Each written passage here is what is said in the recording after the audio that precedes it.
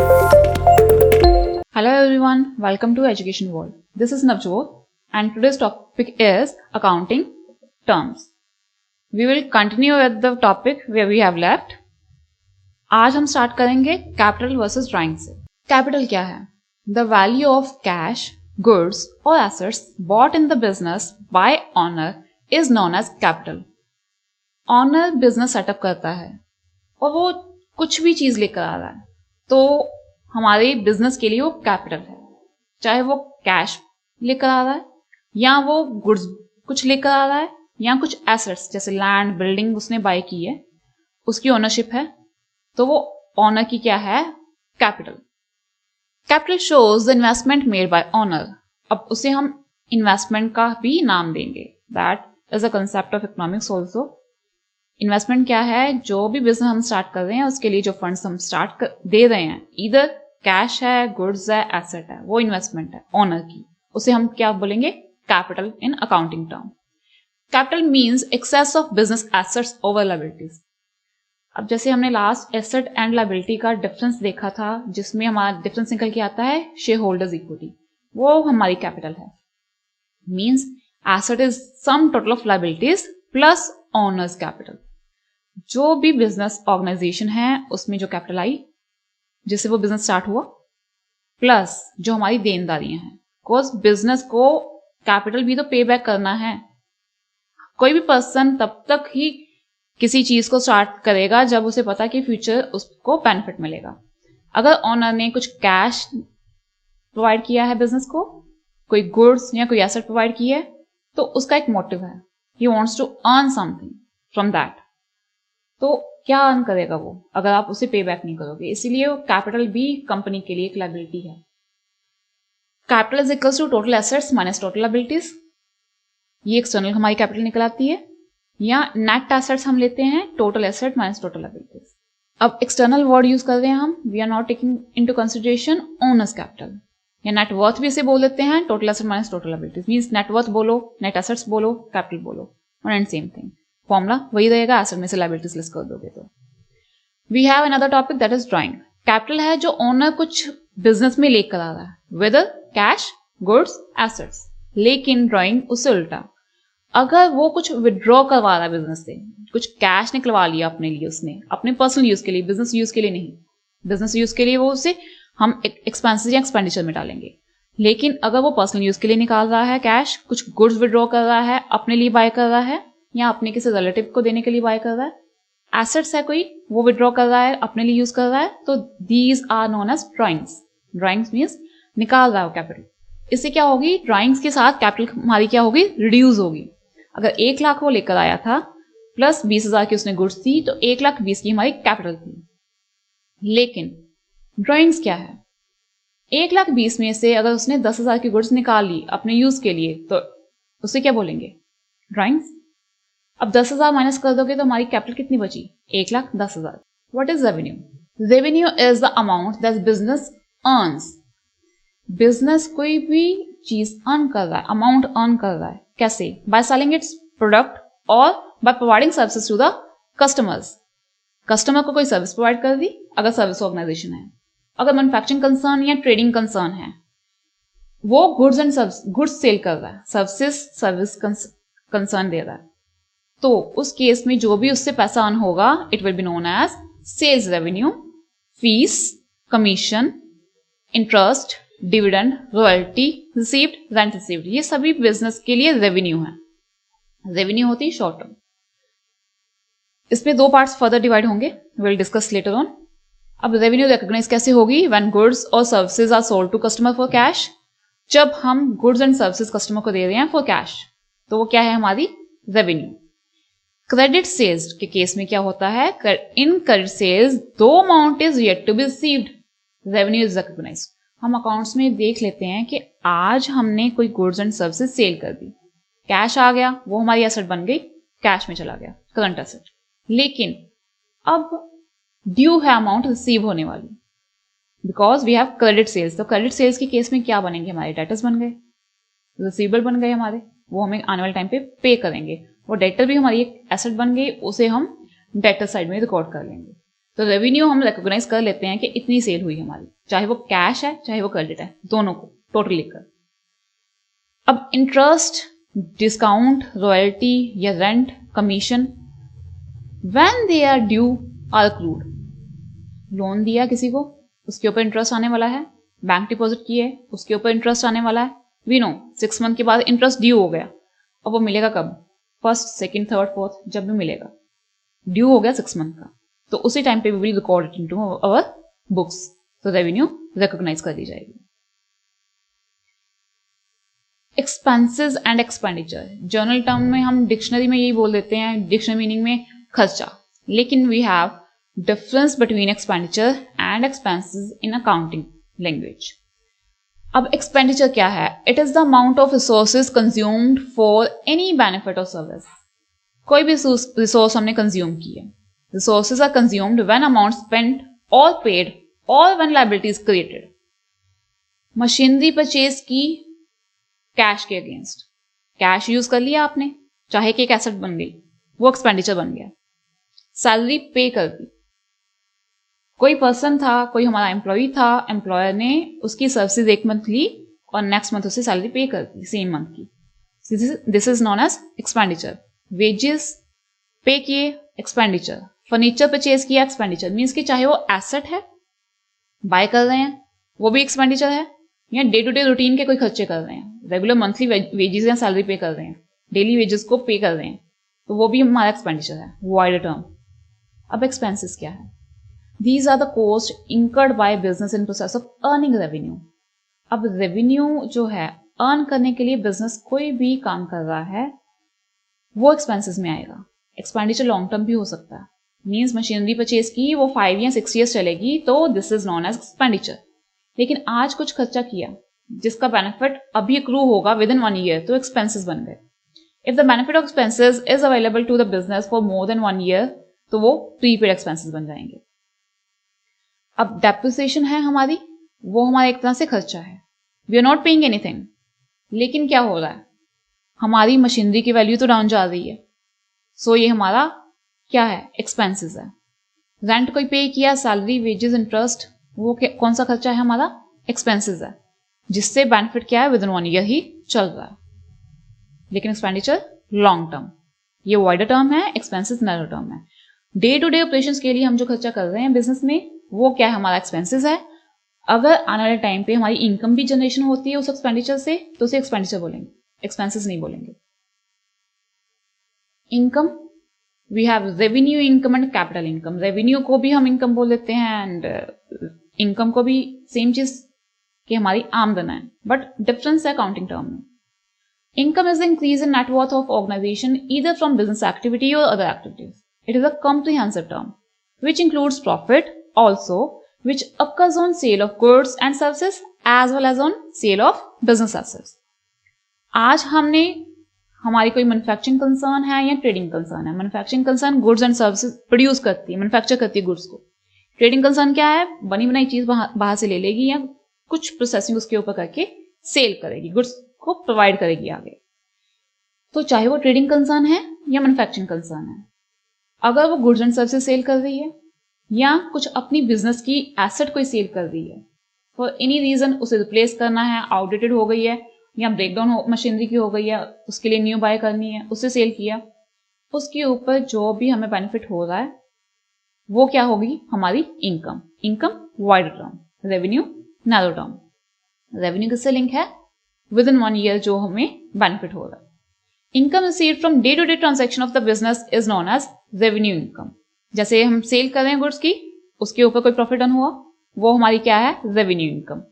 लेकिन capital income क्या है, long term. Income received on sale of asset और on receipt of any long term debt is known as capital income. Long term किसी को loan दिया, उसके ऊपर इंटरेस्ट मिला, कैपिटल इनकम हो गई।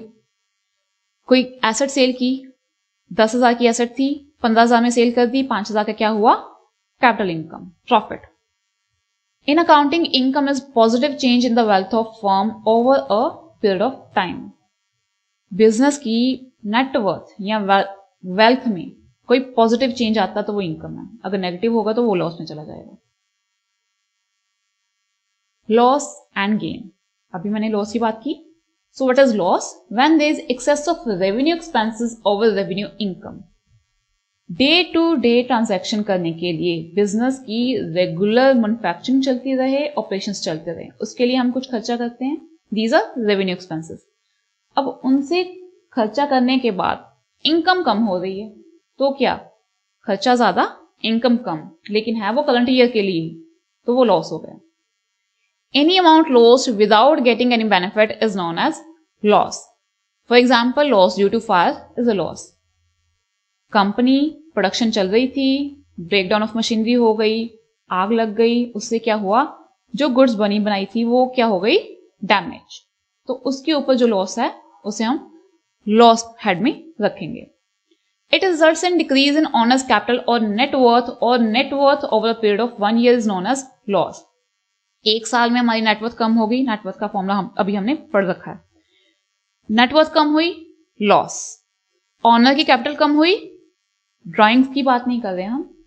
ऑनर की कैपिटल किसी रीजन की वजह से, या हमारे एक्सपेंसेस बढ़ गए थे इसलिए लॉस हो गया, या कोई मशीनरी या कोई एसेट वो लॉस हो गई, उसके ऊपर लॉस हो गया. Goods and services goods damage हो गई, उसके ऊपर, ये सभी लॉस में आएगा. अब गेन क्या है? It is excess. एक्सेस किसका? Revenue over expenses.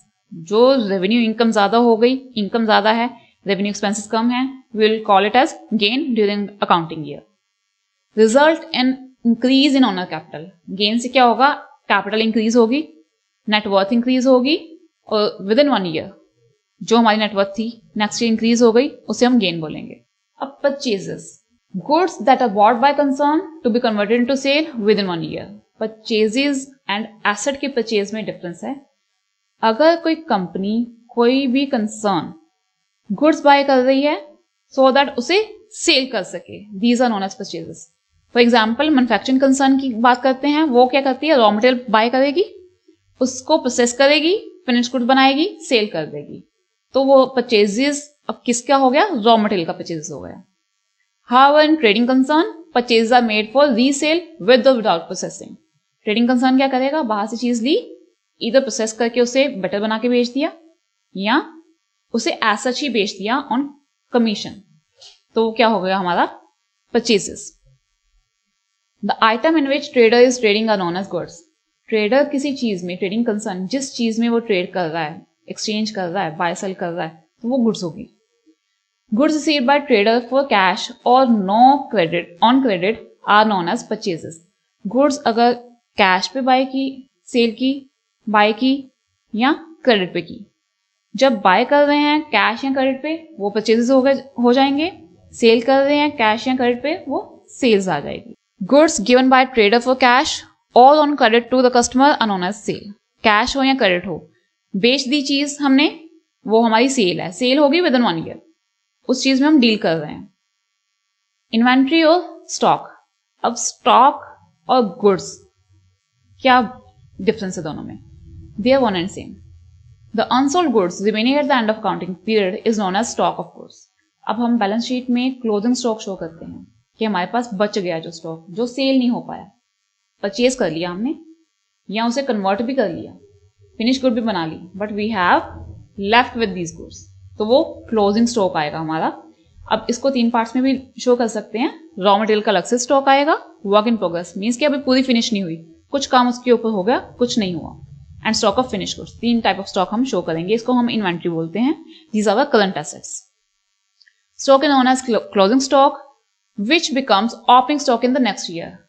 इस साल का क्लोजिंग नेक्स्ट ईयर का ओपनिंग स्टॉक बनेगा. अब वी हैव मेथड्स और सिस्टम्स ऑफ अकाउंटिंग.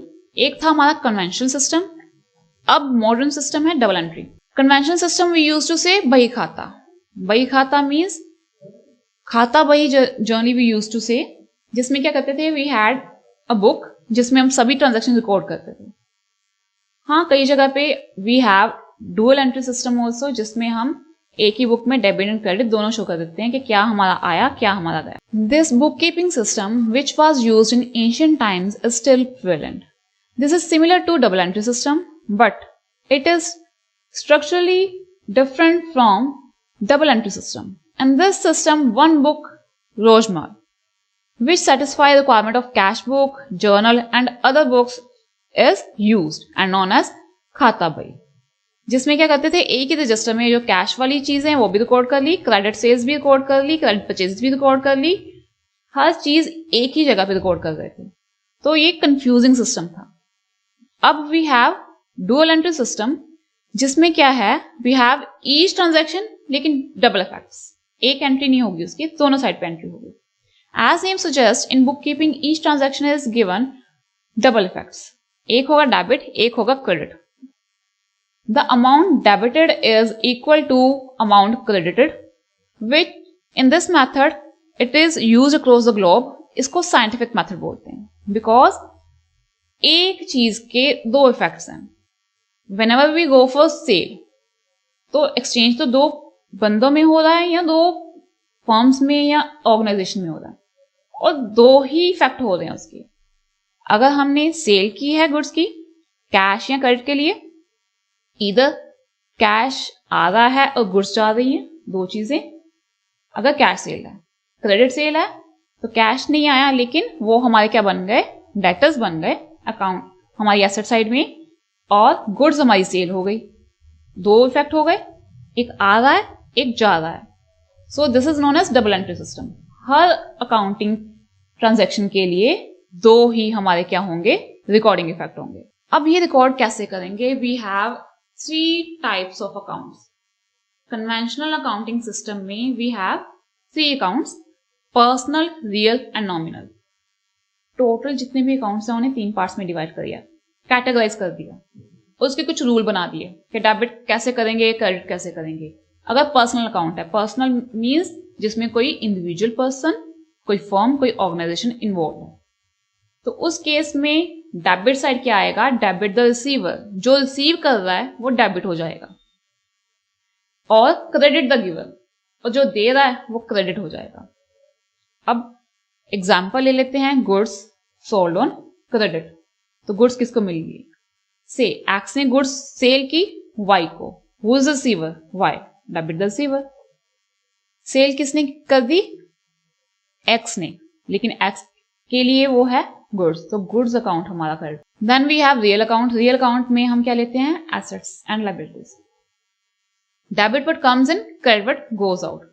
जब भी एसेट हमारी इंक्रीज होगी, मीन्स बाय कर ली एसेट हमने, बिल्डिंग बाय कर ली, तो उसको हम क्या करेंगे, डेबिट, बिल्डिंग अकाउंट डेबिटेड हो जाएगा। अगर उस बिल्डिंग की सेल की है तो इट गोज आउट नाउ, वो क्रेडिट हो जाएगा। तो रियल अकाउंट में ये रूल हम फॉलो करेंगे। Then we have nominal account, जिसमें हम all expenses, incomes, gain and losses, these terms we have already discussed, वो लेंगे। अब डेबिट करेंगे जो भी एक्सपेंसेस और लॉसेस होंगे, लॉसेस का ट्रीटमेंट और एक्सपेंसेस का ट्रीटमेंट सेम, डेबिट साइड। जब वो इंक्रीज होगा, कम होगा तो क्रेडिट हो जाएगा। अब इनकम्स जो होंगी हमेशा क्रेडिट बैलेंस होगा उनका, क्रेडिट होगी। कोई भी इंटरेस्ट रिसीव किया तो इंटरेस्ट अकाउंट क्रेडिट होगा। कोई profit on sale of machinery हो गई तो वो क्रेडिट होगा।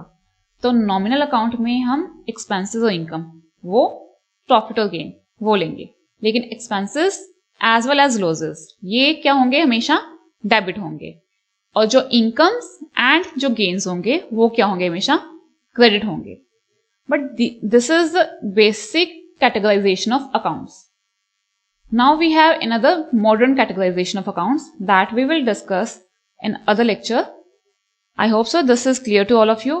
Debit क्या है, credit क्या है, क्या rules हम follow करेंगे। Generally ये 3 accounts के rules हम follow करेंगे। You have to learn this कि personal account है तो debit होगा receiver, credit the giver, real account है तो debit what comes in, जो आ रहा है उसे debit कर दो, जो जा रहा है उसे credit कर दो। नॉमिनल अकाउंट है debit all expenses and losses and credit all incomes and gains. अगर इनकम और गेन की बात हो रही है तो वो क्रेडिट होगा। These are rules of our conventional accounting system, जिसमें 3 अकाउंट्स रखेंगे। Other we will also discuss but in some other lecture. Thank you.